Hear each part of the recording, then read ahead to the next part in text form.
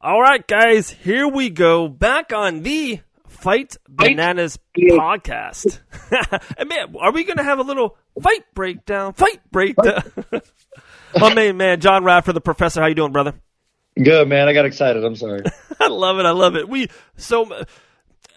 just turn out content like crazy. We just had some of the greatest week. Anik, Hooper, Allen. It's just been insane, been bananas. So we're going to kind of do 2 shows in one. We've been doing for the whole month of April, and I'm so happy to kind of get into the month of May. I'm ready to be the quarantine over, man. I've hit this road. I'm ready. I'm trying to get back to the normal days of the old school time. I just want to hug people. I just want to kind of get back to it. But we've been doing this, the greatest UFC fight of all time, and now we're finally the Elite 8. It's been voted on. We're about to reveal the final 4. And not even just to do that, let's just have the greatest, interim lightweight championship match of all time. Gaethje Ferguson. Let's break that down as well. You with me? Hell yeah, let's do it. Oh my gosh, let's go for it. Okay, so Elite 8, it was awesome. Almost all 4 votes were super close. One, I thought one was going to be a blowout. It was closer than I thought. The winner won, but hey, we'll get into it. Here we go. The first one, Robbie Lawler and Rory Macdonald won. No, 2, right? 2. I'm sorry, yeah. 2. Yeah. They were the number 1 seed going into this. They're fighting Weili and Joanna, and the last female fight alive. It was the most recent fight alive, and in the closest one, they beat him by like 3 votes, and one of mine was that vote. Weili and Joanna won. Female fight in the final 4. Weili and Joanna. I'm pretty pumped about that, man. I am too. It goes down as one of the greatest title fights in history, but also easily. I don't want to say easily. I guess it is easily the greatest women's fight of all time. Right. Right. So I'm cool with it. I'm definitely cool with it. It sucks that Robbie Lawler and Rory Macdonald got bumped out of there, but it's justified. It's well worth it. I enjoyed every second of that fight, just like I enjoyed the fight of the Lawler. But I'm cool. I'm good. That was for a title. Yeah, me too. It was amazing. And that could have been the finals. And sometimes you know how it is in March Madness. Sometimes like Kansas and North Carolina just get matched up in the same bracket, and it just is what it is. So it's like, hey, true. Hey. So true. So I'm happy. Weili, Joanna in the final 4. And the next podcast that we do together, my man, when we break down these final 4, we're going to watch these fights from beginning to end. We're going to break it down, have fun with it. We're going to do it on the stream roll. It's going to be cool. We're going to have a good time so people can really dissect into these fights. And, I can't wait for that. So the fight underneath it. So now Weili and Joanna is going to fight the winner of this match in the final 4. My personal favorite, maybe, Shogun and Dan Henderson won versus definitely the darling of this bracket, the Korean Zombie versus that Yair Rodriguez elbow knockout with a second left. Don't you tell me that they made it through to the final 4, bro. Don't you tell me that fight made it through. Nope, they didn't, man. You nailed this one. This was like around 80% winner. Shogun and Hendo win, and oh my goodness, is that a final 4 dream matchup? Weili Joanna versus Hendo and Shogun. Ooh. Hey, you just called it a couple seconds ago. That's like that, Kansas and North Carolina lining up right there. It's incredible. Before the finals. That could have been a finals too.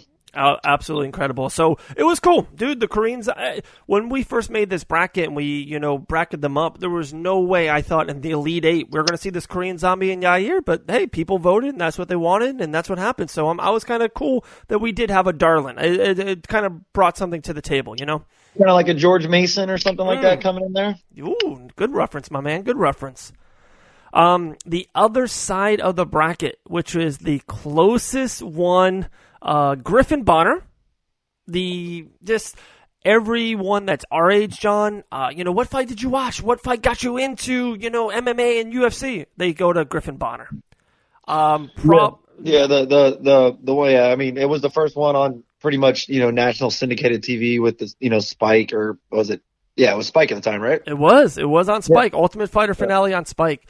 That makes sense. Against probably my favorite fight of all time. A lot of personal reasons here. Nate Diaz, Conor McGregor 2 went down to the wire, and I'm not gonna sugarcoat this one. I kind of think I pushed it over the edge. Diaz, Conor 2 wins. That's a big win, man. That's a big win. That's an iconic fight for, like you said, most people, view that they got them into it. But at the same time, you have two of the biggest stars in mixed martial arts history, and probably the biggest star in mixed martial arts history in Conor McGregor. So it makes sense.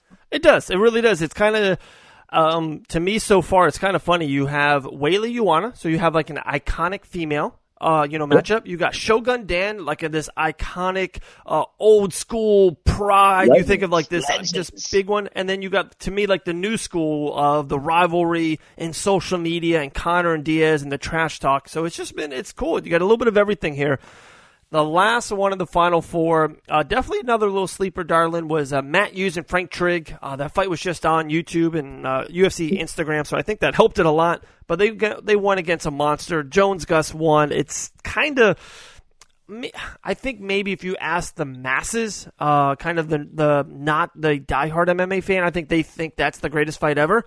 And that's who some voted for. So Jones Gus wins. They are in the finals.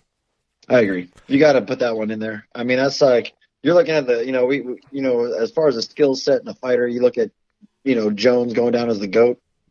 You know what I mean? Right now, if it never came back, he could go down as the GOAT. You know what I'm saying? So, and to take him to the brink like Gus did and really show that he's, essentially put him in the hospital. They both went to the hospital. That was the first time Jones ever had to go to the hospital. And and that's a great point by you, John. And another cool thing is, 3 out of the 4 fights, and the fourth one was Weili and Ioana, and maybe it just hasn't happened yet because it's the newest fight. Jones and Gus, they had a rematch. Diaz-Conor was the second of the rematch, and Shogun and Hendo had a rematch. So when you have that epic of a fight, UFC's not dumb. They run that shit back. I'm pretty sure they should run that back for the girls because that shit was amazing. It was, dude. And usually I'm not a fan of just an immediate rematch of if the loser, you know what I mean? Sometimes if the champ loses, I'm cool with that. They deserve a rematch for their belt. But Ioana wasn't a champ going into it. So if she loses, I don't want her back in that title fight, except for that one. I'm okay with that shit, Oh, yeah. If they're going to do that again, I'll watch it all day long. So here we go. We got the final 4 guys. Make sure you vote Fight Bananas Official on Instagram, email. I'll send this all out to some of the people that have been doing it. Weili Ioana versus Shogun Hendo. And then you got Diaz-Conor 2 versus Jones Gus 1. And we're going to do something fun for that one, right? Oh, yeah. Me and you will go on the old StreamYard, and we'll watch all 4 of those fights. We'll watch them, break them down. Literally, it'll be the whole show and our reaction to it. Maybe we can even pause and be like, oh, let's really hit on this moment. We'll really break down these fights. They're maybe you can argue the 4 most, iconic, 4 biggest fights, 4 best fights ever. And we're going to break it down the only way we know, the bananas way. That's right.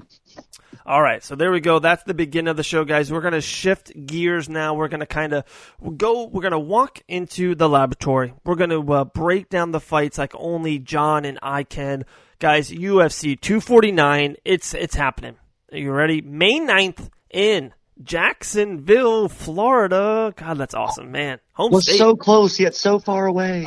I know. It's like, imagine if it was people were allowed and media and MMA media could go. It's like, no, we're locking this shit up. It's no one could go. Buy it on pay-per-view for $80 and get out of our way. Yeah. But we're going to break down the whole card is insane. It's stacked. We're going to have another talk about it. We're going to have like a betting show on it. So we got a couple things lined up for next week. But really, I really want you and me. I love when we do this. This is break down the main event. Tony and Gaethje, the highs and lows to each way, how it can end either way, who wins and who loses, what's next both ways. So, it's for the Interim Lightweight Championship. The Ferguson Habib is never going to happen. So this is kind of for the gold, I think. Yeah, I mean, it's. I saw a meme the other day that said UFC books Ferguson Khabib 6th, and then it's a picture of Godzilla, blowing fire on the city. Next day, Godzilla just goes crazy. Oh god, you seen the UFO's been around, right? On like going around social media. It's like if we're over the pandemic, and then all of a sudden, Will Smith movie ID4 is going to like come attack us. I don't even want them to make it. I'm really on that side. Like I know, be like, Dave, come on, don't be like that. Don't be oversensitive. No, I'm okay with life not seeing Ferguson Habib. I'm okay. Are you okay with that? I'm not, but I can live with it. I'm not okay with it, but I mean, if that's the way it plays out and we never get to see it, it is what it is. You can't. I mean, what we're going through now, you know what I mean? It's like it is what it is. I never thought I'd see this, so if I don't get to see that, I guess I never thought. You know what I mean? It's one of those things where if I got to live with it that way, that's the way it's got to be. But I'm glad with this one. This one is going to be fun. Absolutely. I love this. Your first gut reaction when this was made, 2 weeks ago when they kind of tried to do it really quick, and then now we have a little bit of buffer time here. When this matchup was made, what was your first three, words? What was the first thought that went through your head? Hell yeah, and Tony's got this. But now we will get into that. But hell yeah still is my first reaction and my wholehearted reaction. But I just watched Tony a couple fights, like literally, and then I just watched Gaethje too, with a couple fights that he just had, and it's gonna be fun to break it down. I'm excited about this. But when the fight was made, I thought, oh hell yeah! If you're gonna give us something, give us that. I'm fine with that. Gosh, that's so funny you say that, John. And then we'll same thing we'll go into, because we will make our bold predictions right here on the show. We will kind of get into it, how they will win and all that. When I first hit it too, I was like, okay. All right, first thing I thought was it's an exciting, fun fight. I'm okay with this. I will, pay $65. I'll sit on the couch, pistachios, and a trolley. I'm going to be okay. But I was like, oh, Ferg's got this. I was with you. Every single day it goes further away from the announcement. I'm like, man, that guy is 21-2. That Justin Gaethje is a highlight. That Justin Gaethje is a problem. That Justin Gaethje, a violent son of a. Yeah, man. He's got 2 losses on the docket. One was a all-out war with Dustin the Diamond, who, a top 10 fighter in the world. He was the champ of this weight class. He fought Khabib. He's done his thing. And then the other one, the best hands in the business. Right. And then the other one was to the underground king. There was Eddie Alvarez, which was no one lost that fight.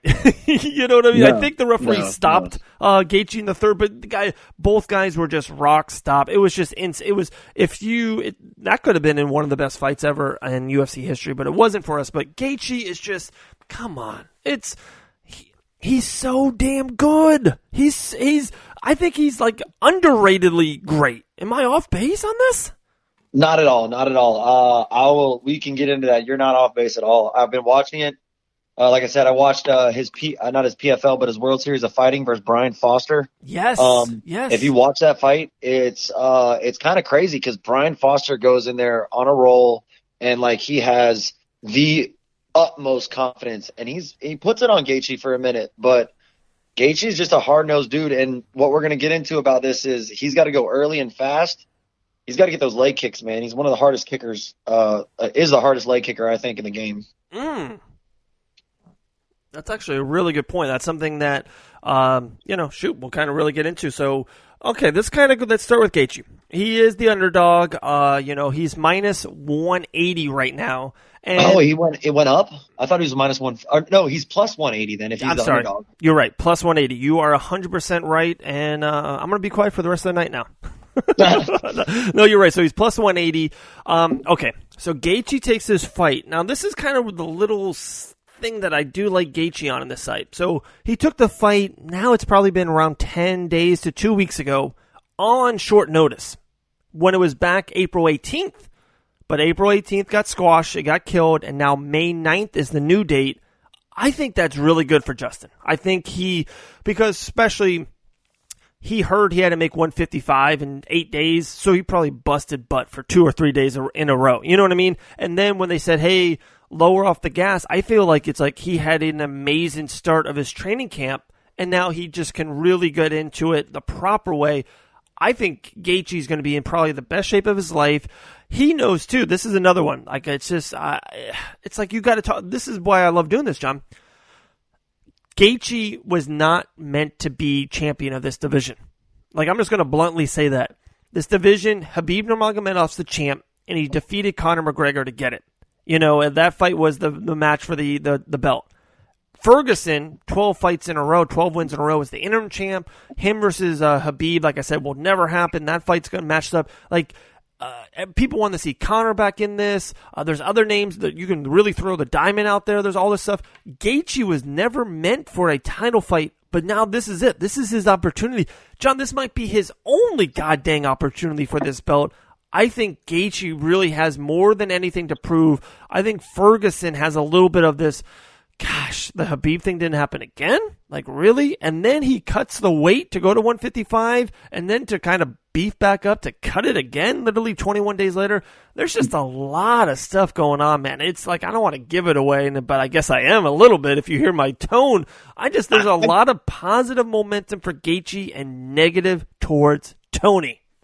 I agree with what you're saying. There's a lot of positives for Gaethje right now. Absolutely, I agree with you on that. He wasn't supposed to be the champion of the division. He was always supposed to be a top 5 fighter, or top 10 fighter, and always put on a show, kind of be like the new cowboy of the division, and just always be there, but never really get to the epicenter of everything. He's never supposed to get to the peak of the mountain per se. He's never supposed to be the top of Everest while looking down at everybody. You're right about that.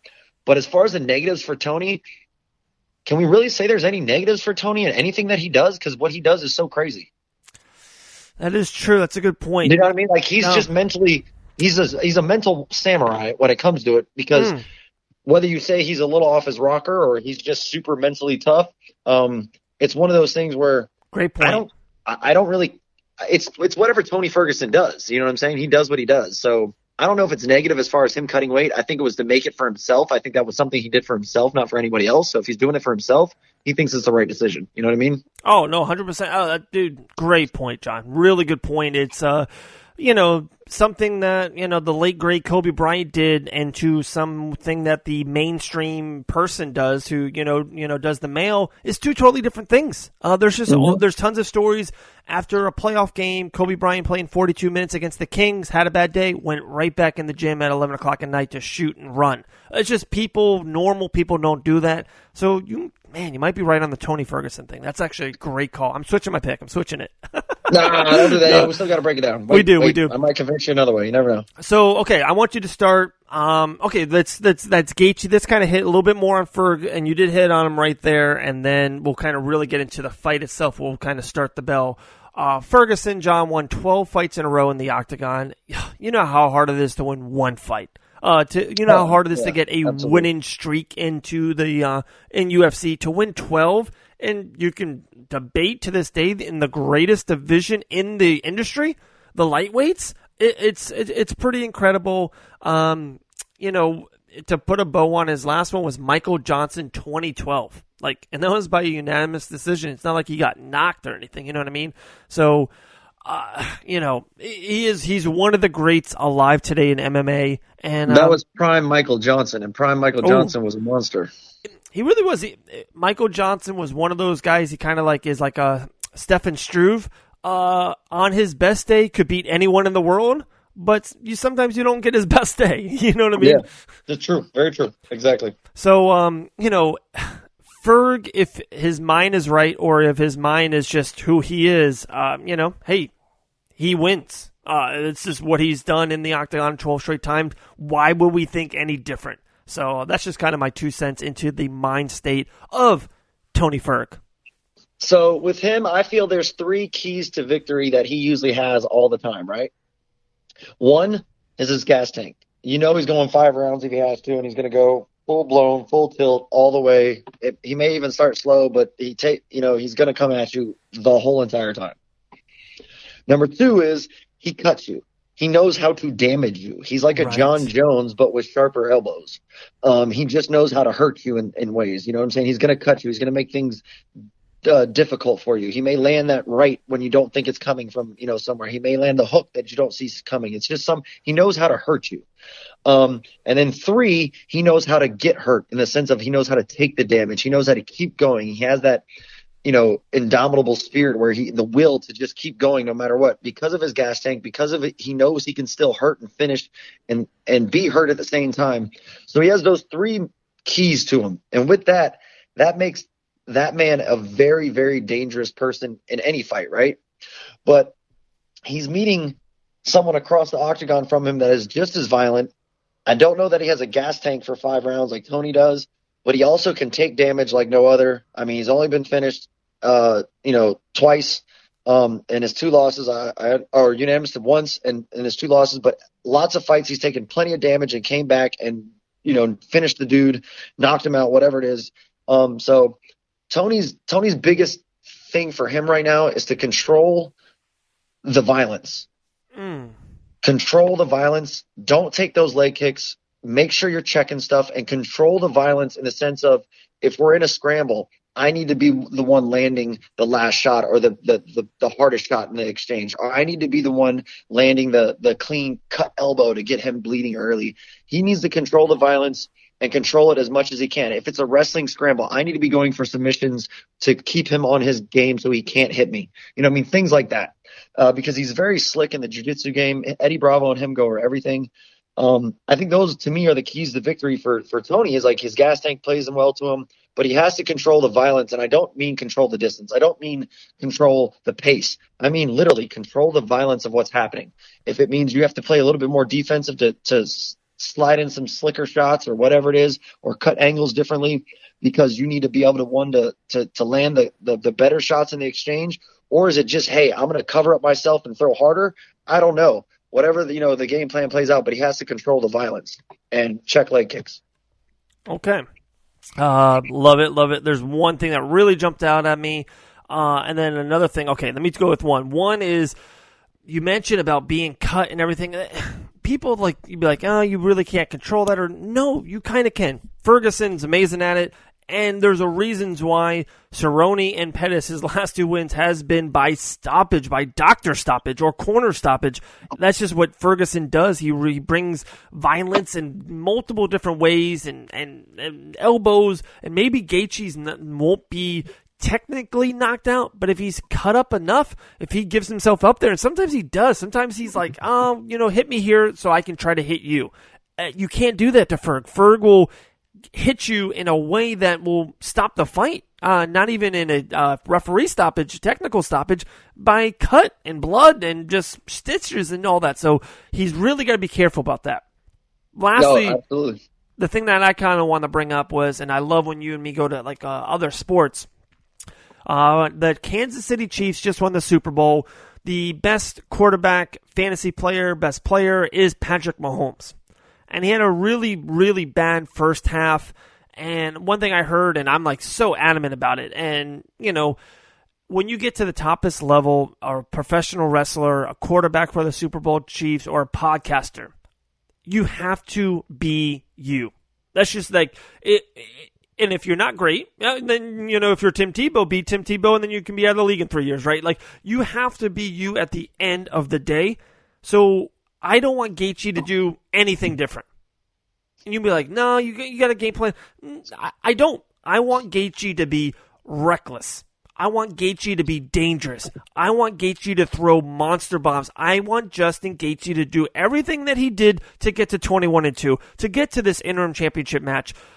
Hey, the chips don't fall your way. The chips don't fall your way, and if I was Gaethje, I can sleep that night in the hospital bed, because it won't be at home, in a hospital bed, knowing that I let it all out. I was Justin Gaethje. Are you with me on that, or do you think you have to, go a different way because you're more of you got a coach's mind, you have a really brilliant mind in MMA about game planning and coaching. I just want Gaethje to be Gaethje. One, thank you for that compliment. I appreciate that, sir. Two, I want Gaethje to be Gaethje too, but I want Gaethje to go back to the old Gaethje. I want Gaethje to go back to where he starts chopping the leg first. He starts really taking out the things that you have to stand on, because Tony's going to stand. He's not going to wrestle right away, so he's going to stand with you. And so he's going to try to hurt you those ways. He's going to, go wherever the fight flows for him. Take his legs out. And make him stand after you take his legs out. So to me, just like Tony's going to have to check these kicks, Justin's going to have to lay into it. I watched the Edson Barbosa fight again with him. I mean, let's be real. Before that fight, we all would agree that Edson Barbosa has the hardest and fastest leg kicks in the game, right? Right. Well, you saw when Barbosa hit him and when Gaethje hit him the first time. Who made the funny face?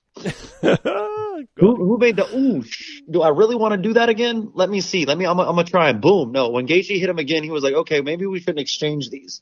Barbosa in no way is a slouch. I mean, the fight with Khabib. So when you take one of his weapons and use it against him, yeah, you're the hardest leg kicker in the game now to me. If you make I thought before the hardest leg kicker to flinch and not want to do it with you anymore, and then you take away the kicking game there, which led to hands and he knocked him out, right? So I think that's what if you're saying Gaethje needs to be Gaethje, well, I need to see old school. Let's lay some hard leg kicks and let the hands open up from those leg kicks. When the guy starts flinching and the hands start dropping a little bit, and he starts reaching for the legs and checking weird, the hands start going and he starts putting people to sleep and he really lays in the punishment. I think that is a great game plan to work on against Tony. I really think the leg kicks and the calf kick just low. It just do damage, just makes them hurt. I don't think in any type of way, like even if he blew the dude's ACL out, like I think he did Brian Foster when we were talking about the fight earlier. I really think he did because he ended it with a leg kick stoppage. I don't think Tony's gonna let that stop him. I think he's gonna get up and try to fight on it, kind of like a Shane O'Malley did on the 1 foot. You know what I mean? I think Tony will try to fight till the end, no matter what. Of course. But your best bet is to maim him in some type of way in the legs, so he can't have those jiu-jitsu moments, with a triangle like he got Kevin Lee. If you end up on top, he can't have those quick scrambles that he's so famous for and all of that because his leg's gonna be blown up. He's not gonna be able to move it the way he does. So I want Gaethje to be Gaethje, just like you said. I want him to be violent. I want him to be I don't want to say reckless like that, but I want him to definitely be, everything with some bad intentions like he can.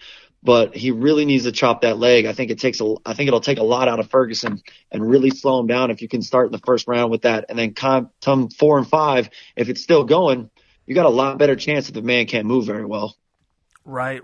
Wow. Man, dude, this fight is getting hot. When stuff gets hot, man, you got to drink some water. And one water I drink, my man, Fusion CBD water. That stuff is so good. 6 bottles for $19.50. Or you put in our code FIGHT2020, you get 20% off. Guys, FusionCBDProducts.com. So, John, if I had to say right now, one fight ends in the first round, the fight ends in the first round or the 5th round, or, like an unanimous decision, does that change who you think won the fight?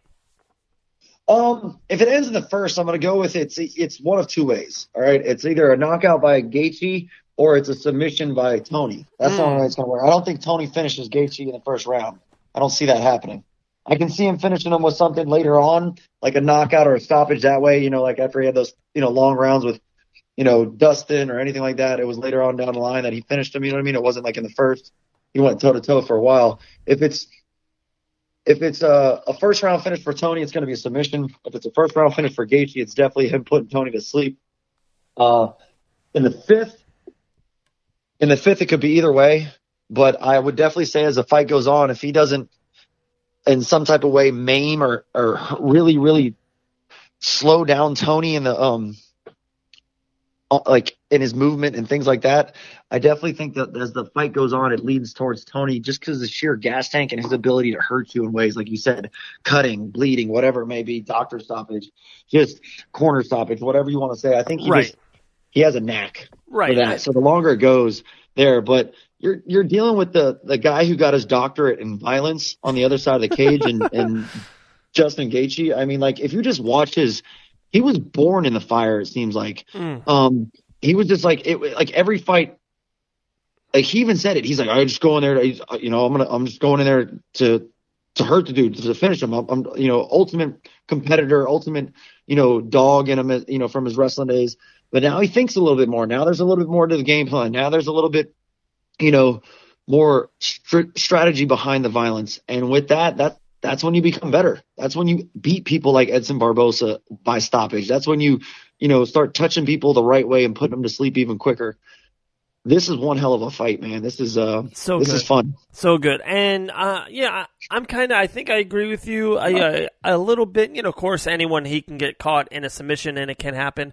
If the fight ends in the first or the second, I'm 96% sure Gaethje won. If it goes 4th, 5th round, unanimous decision, I am giving it to Ferg. I'm that it is what it is. If it's a shootout, I got Mahomes. If it was a defensive game, I had the Niners. So I just think that's the way you got to look at it, because they're both the best at that. Like, Gaethje's the best at just, overwhelming someone with violence and power. So if that happens early, yeah, he's the best at it. With the gas tank of Ferg and how he can defeat a man in so many ways, 9 ways. There's not just a knockout or technical or submission or ground and pound. There's just so much more he can do inside that cage. A stoppage of Cerrone and the broken hand of Pettis is just 2 examples. If it goes long, I'm giving this fight to Ferg. So we always do this. Let's kind of make the prediction in a way, and then we can end it with what's next for Tony, win or lose, and Gaethje, win or lose. You ready? Mm-hmm. You want to hit the first? You want to do the prediction, or you want me to hit it first? I'm fine. I'll do it. It's after watching it, after seeing it, if I can. Trevor Whitman is Justin Gaethje's coach, and I just feel like he'll have a good striking game plan for the craziness, and I think it's going to start with leg kicks. So I'm taking Gaethje in this one. Like you said, I think he's the dark horse. He was never most spent to be there, and I think he has a lot. The man doesn't take short notice fights. That's what he says. He's like, that's not smart. You know what I mean? It's like, you want to make sure you're ready. You don't want to take short notice fights if you don't have to, things like that. But when there's a title on the line, you get kind of a re-motivation, a re-thought process, and he's always been a hungry fighter. And like you said, 21-2. I'm going to take Gaethje in this one with the upset in a sense because he's the underdog. I'm going to say he finishes Tony in 3 by knockout or ground and pound stoppage, like TKO, like after he drops him, like something like that. But I have a feeling that after watching these fights and seeing it, I know Tony can take a lot of damage. Tony can move on the ground, but I think if it goes to the ground, I think Gaethje's going to let his ass back up and he's just going to punish him some more. And unless Tony can wing up a submission or catch him in a scramble that Gaethje's just not ready for, I'm saying Gaethje by violentness in round 3. Wow. I love it. Okay. So, I was going back and forth, like I said, especially I was all in with Ferg and then lately with Gaethje, and then I kind of went back and forth. So I'm going to kind of go with 1, my gut, and then 2, they call you the professor for a reason, and usually I love disagreeing. I'm going with Gaethje as well. 1, I love the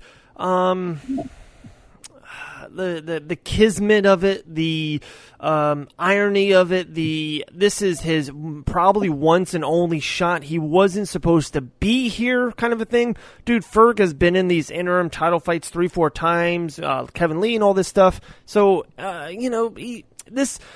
if he loses this fight, we'll get into it. He's got a huge fight right after this, maybe even for the title. Like, they literally just might book him and Khabib, do Gaethje Conor for the interim title. Like, it's just literally, we can go there. Lastly, and I'm trying to not be like that person. Like I said, I almost started the exact opposite. He won 12 fights in the octagon in a row. It's amazing. Holy crap. But, we know friends in the UFC, John. We go down there to Tampa. They win 1 or they haven't won 1 in the UFC. It is so damn hard to win these fights at the highest level. But if I can just say, I just want to give a little bit of, backing, a little bit of knowledge on some of these wins. Some of this win streak can be like, okay, maybe people can just think a tad different. All right? All right. Let's work its way from the recent to the longest, and we won't hit 12, but I think you guys will get the point. Just last summer, Cowboy Cerrone, my favorite, your favorite. We love Cowboy Cerrone. I don't want to throw shade at him. He's not the Cowboy of 4 years ago. Maybe he should, think about putting it up and save his body. He's not what he once was, right? Are you with me on that? Oh yeah, I agree. Okay. The one before that, Showtime Pettis. Same kind of thing. Maybe he's not the same guy he used to be. Still hell of a fighter and as high as highs. The first round, I remember it immensely. It was the Khabib Conor card. Pettis won the first round against Ferguson. 100%. Oh, yeah. Tony had a good round too, and Pettis hurt his hand, broke his hand. They stopped the fight. So it is what it is. Next fight after that, Kevin Lee. It was around a year before that. Kevin Lee, I think, is a good fighter. I think he was rushed into that title, the interim title match. That was the whole Conor was gone. He was fighting Floyd. Habib couldn't fight. Lee was just who was left. And Lee from that fight is a 3-3 fighter. I'm not saying he's not, top tier guy, but maybe one of the weakest title contenders ever at the lightweight championship fight. Is that okay for me to say in the last couple of years? Yes, because I feel like you preference it with he was rushed. I feel like he never really had the team behind him that he needed. I think, now he has a better understanding of that. You know what I mean? So yes, I agree with you. You're not being rude when you say that. You preface it with the right thing, saying that they rushed him. And of course, if you're a young man that trying to be the champion of the world, and that's your ultimate motivation, you're going to jump at the chance to get a title. That's what it is. RDA, that was literally a year before that. After the Asada pool came to the UFC, I'm just going to leave it like that. The fight before that was like 5 months. It was Venata. I don't know if you remember this, the same thing. Yep. Venata was stopping Tony in the first round. He got caught in that Dars choke, but he was stopping him. Okay, so guys, I hope you get my point. Not trying to throw shade. Tony's an all-timer, love him. But it wouldn't surprise me if he goes 1-3 in his next 4, especially if it's a Gaethje, Habib, Conor, and another kid on the rise. Sugar O'Malley, whatever it is. I wouldn't shock me. Well, I also think that Gaethje, guys, you're forgetting something. There's another big, huge payday for Gaethje on the other side of this fight. The Red Penny Night. The Red Penny Night is fully graspable if you beat Tony Ferguson. This is my favorite part of the whole show. And so you said it. If I could, I want to lead with both, and because I think you get it when I go both. And usually we go back and forth and we pick and choose. If Justin Gaethje wins this fight, to me, I think he's already, Dana White said, he's going to go against Habib. I think they make Conor. I think Conor fights him before that. Conor fights him in the middle of the summer, maybe even August-y, July. If Gaethje wins, he fights Conor. July 4th. If Gaethje loses, he fights Conor. If Tony Ferguson wins, I think they hold out and he fights Habib Nurmagomedov. If Tony Ferguson loses, I think he fights Habib Nurmagomedov. I think both guys, they know their next match. I do. Yeah, I think if Tony loses, he's out of the picture. Wow. Because, you know why? You know why? Because he's the guy that doesn't fight as often. He gets hurt. There's random things in the last time. Like Habib doesn't fight because he's on a schedule, right? In a sense, like his schedule just says, no, I'm not doing this at this time because that's my schedule. That's my religion. And this is what I'm a devout, Muslim that way. So this is not what my schedule doesn't allow it. Okay. So don't fight during that time. It has nothing to do with injuries or anything like that. He just doesn't fight during that time. Tony, however, all those gaps, you're like, I think it was a year before that. I think it was a year before that, right? So we're talking about year gaps between fights. Right, I feel like Tony, like you said, Nate, if you look at his last 4 fights that you just rung out, a little while ago, Venata, Kevin Lee for an interim, all that kind of stuff. You go up all the line, you're getting Donald Cerrone. The last big tough fight you had, I guess, was Donald Cerrone or Anthony Pettis. I mean, you see what I'm saying? So it's right. Like, just like you mentioned, I feel like if Tony doesn't seal this and make his statement for win 13, Gaethje takes all those 12 wins and says, hey, thanks a lot. I appreciate it. I'm out. I'm going to go get my payday or I'm going to fight the champ. Right. Like, I'm with you on that one. I didn't even think about it. If Tony loses, it might be a Dan Hooker. It might be a Charles Oliveira. It could be one of those guys on the rise. I would love that one. Charles Oliveira and Tony Ferguson. Oh, my God. Sign me up. Yeah, screw Khabib. Let's just see Tony and Charles. That'd be a great fight. That's why I love the division so much. There's so much they can do. It really is awesome. Let's be real. Like he says Gaethje's going to fight Khabib. Like you said, Dana says that. I don't believe what Dana says when it comes to stuff before a fight. Especially, I don't believe that. Out of everything, especially when Conor McGregor's in the division, especially right, and he's back. Yeah, come on. We're 39 minutes and 45 seconds, 46 seconds, 47 seconds into this podcast. We still haven't mentioned the Diamond. You know what I mean? Like, he's one of the greats of the division for the last 3 years. You can argue had a better run than Khabib. Like, it's just, he's been more active. He's been running the division. We haven't even mentioned him. So, you know, I don't know, man. You never know if what happened if Khabib is not ready for that fight? What happened if Gaethje gets hurt and then they're like, oh, we're going to do Khabib? It's just, come on. I don't know, dude. But I feel like it plays out better if Gaethje wins for everyone, and also for what ultimately, I guess, do people want to? If everybody's behind the Khabib Conor rematch, it plays out better for you guys, for everybody that way if Gaethje wins, because then I really do see them making Gaethje Conor, and then by beating Gaethje, who stole Tony Ferguson's sign, and finishing Cowboy Cerrone in 42 seconds, and maybe if Gaethje does win, and then Conor goes in there and beats Gaethje by fantastic fashion, it gives way more credit to Conor again for Khabib to want that match, because for a long time he's like, well, he needs to win more, you know, he's saying that and all that kind of stuff. So it plays out better if Gaethje wins, so he gets the match with Conor, if it's made, rather if everybody wants to see the Khabib Conor rematch, you know what I mean? Right. Wow. So I would say, you know, I don't believe anything.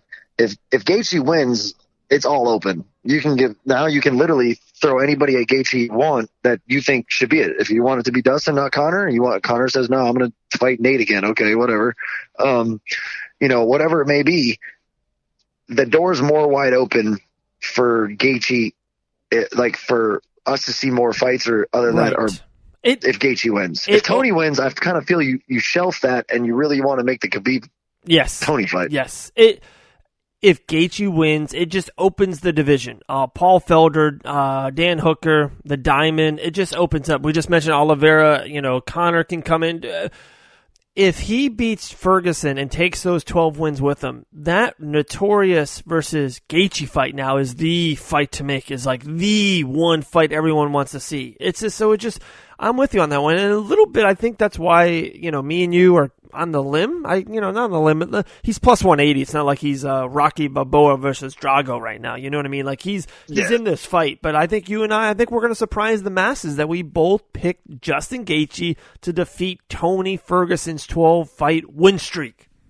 I think so too, because I was on record saying Tony would beat Khabib, and I still believe that. But yeah, I think you're right. I think a lot of people are going to take Tony in this one, but I think we're going to see the Gaethje come out, you know, with the win and open up the division.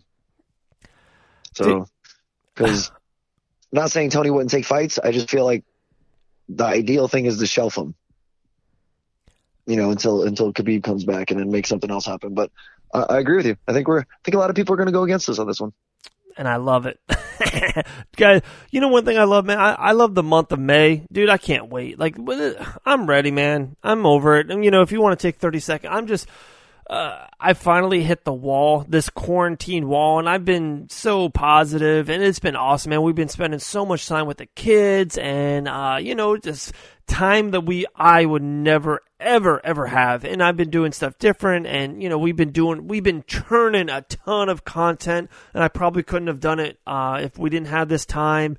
A lot of people have been super nice to the Fight Bananas podcast, so we're very grateful for that. But just, dude, I'm ready. Are you with me on this one? Like, let's go. Come on, we're May. We got fights 9th, 13th, 16th. Like, let's go. Like, it's time to, hello world, you know, come on. I would love for that to be able to happen. I would love for something to come and let that happen. Cause yes, I think everybody's that way. It's one of those things where this is just shitty. There's no way other would put it. You know, they say there's a meme out there, the Florida people, you know, when something crazy happens, they're like, look at this shit out here. That's pretty much what we say. We're dealing with this shit. You know, it's not the coronavirus, we're dealing with this shit. So it's like, I'm with you on it. I wish it would open up. I wish it would happen. I wish everybody could go back to work and make the money they need to make, and everybody, and their families can get better and everybody stays safe. I'm definitely with you on it. I wish things could go back to what we would call normal. Dude, when that does, man, you and I, we're getting into the studio, and I just want to, let's just do a 4-hour Clubberfest. I just want to talk about every fight possible. Maybe, especially if they do 3, 4, 5 events in a row, maybe we'll get a fighter inside there. I'm just ready to. I miss the studio, man. I'm not gonna lie. Like absolutely. You know what I'm saying? Like we open up, comfy in there. Dude. You open up that fridge. You just got cherry Coke, Gatorade, Fusion CBD water, and Corona. Like it's delicious. Ain't nothing wrong with that. It's delicious. Oh my goodness, my man, John Radford, the Professor. That was it. We just we revealed the final 4 of the Fight Bananas UFC Best Fight Ever, and we just broke it down. Maybe the coolest, the most violent fight in UFC history. Gaethje Ferguson, UFC 249. We broke it down. We broke it down. You and I. Justin Gaethje defeats Ferguson. That's where we're at. That's what we did. Now, you usually have surprise questions for me, but I have one for you. Give it to me. I'm ready. I'm up all night. All good? Oh, yeah. Henry Cejudo or Dominic Cruz? I'm stumped.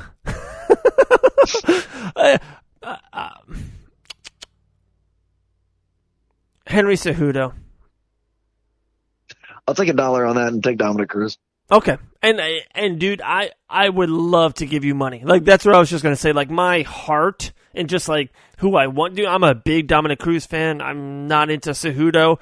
But at the end of the day, you have to respect the cringe, what he does inside the octagon. I think Cejudo just wrestles him and just grapples and just is in his face and paces him. And I think Cejudo gets it done.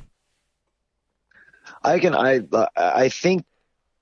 think with all of the injuries and things like that, and Cejudo being so young in his MMA career, and like you said, his background is wrestling, all the stuff he's done, like as a fighter, I think he has a skill set that definitely can beat Dominic Cruz, and I would even say is maybe the better fighter right now. But I'm all good about taking Dominic Cruz for $1. Oh, so it's all good. All day, buddy. I hope I give it to you. Hopefully we're maybe at the ale house, and I'll buy you a cold one at the end. Yes. Hopefully we're allowed out. We'll see. But my main man, that was awesome. One of my favorites. Like always, every single time we get in here, it's just the best. That was the Laboratory, John Radford. So many big things happening. I cannot wait for one more round. It's coming very, very soon to your ears. Make sure you download, subscribe, iHeartRadio, Apple Podcasts, YouTube, all those damn platforms. Just go get it. Just, come on. It's 2020. Go get it. Put in Fight Bananas somewhere, some kind of bar or phone. Just go get it. You won't be sorry. Absolutely. You won't. You'll enjoy it every second of it. Oh, my goodness. John, appreciate you, man. Any last words? Oh, man, just everybody stay safe. Make it, let's burn out this month of April, and hopefully we can get back to life in May. And other than that, get ready to watch some hella fights. By the way, Francis Ngannou, first round knockout. There you go, guys. Have a great one on the Fight Bananas podcast.